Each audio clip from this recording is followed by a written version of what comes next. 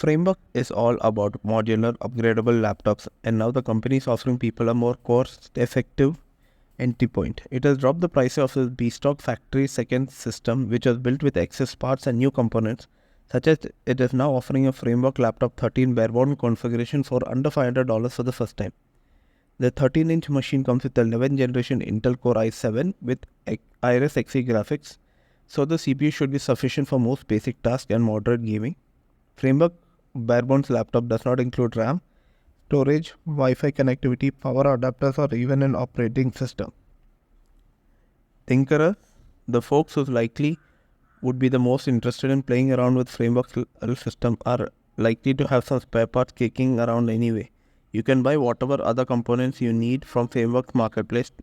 That the end Framework says is selling refurbished DDR4 memory at half the price of the new.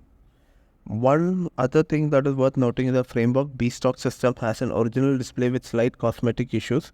The company notes this can range from things like fine lines that can be seen from a certain angle or lack of backlit uniformity that can be seen on a widescreen.